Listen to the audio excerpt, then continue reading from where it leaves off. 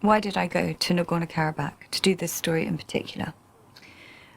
Over the course of the last few years, I've focused a lot on issues that affect young women through my photography. And in all of that time, I have never photographed pregnant women or young mothers. And it's no surprise, really, because it wasn't something that I was interested in. This year I turned 30, and increasingly you start to notice that people around you ask, so when are you going to have children? And the people who know me better start asking, well, will you ever have children? And the really wonderful thing about photography is that it allows you to discover and look very closely at your own life, as well as the lives of others. So it's no surprise that I'm doing this story now when I'm 30, and I didn't do it 10 years ago in my early 20s. So it's certainly a reflection of me. For my masterclass project, along the theme of respect, I made a photo reportage about the baby boom in Nagorno-Karabakh, a small unrecognized republic that sits between Armenia and Azerbaijan. And in 2008, the de facto government there introduced the birth encouragement program, which offers cash payments to couples on their weddings and subsequently for each baby born. And this program, since its introduction, has been credited with increasing the birth rate by 25.5%. So it's a very interesting program and happening in a very interesting part of the world.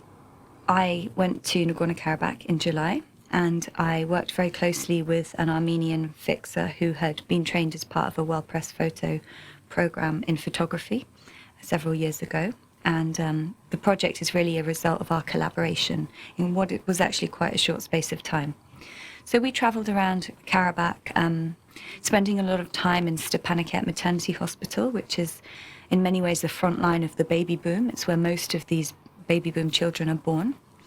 And we also lived with young mothers who had benefited from the birth encouragement program, visited other women who had more than 6 children under the age of 18, which means that the government give them a free house. So really, we spent a lot of time in spaces that pregnant and women and the mothers with young children would be. One of my favourite photographs from the series is a photograph of Amine and Artak on their wedding day. They're a young couple from Khatsaburt village, and the image that I'm talking about shows them sitting at the head table during their wedding reception. And actually what I like so much about it is that Amine looks really sad. And it's for a reason, because in Karabakh, the day that a young woman gets married, she leaves her family home and her childhood home and moves to live with her husband's family and become part of that family. So almost all the women I photographed on their wedding days, although it was obviously a celebration and a wonderful thing in their lives, it was also tinged with sadness because they were leaving so much behind. As a young photographer, almost everything that I've done has been made possible because of more experienced people within the industry offering their time and thoughts very generously in order to nurture younger photographers. It's something I feel I have been affected by greatly within the photographic industry, and I think it's something that's really wonderful about the industry we work in.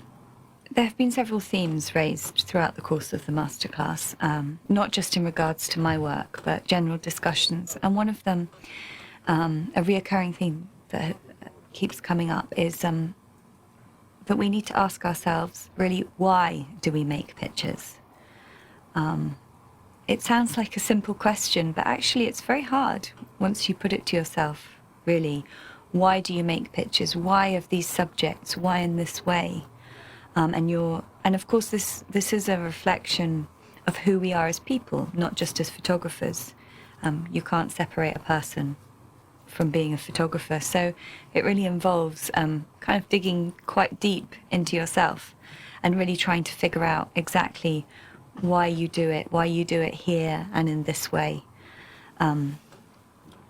Of course we all bring personal experiences and passions and reflections and reactions to the world around us, but really being able to single them out, to understand them, and to then implement them or adjust them.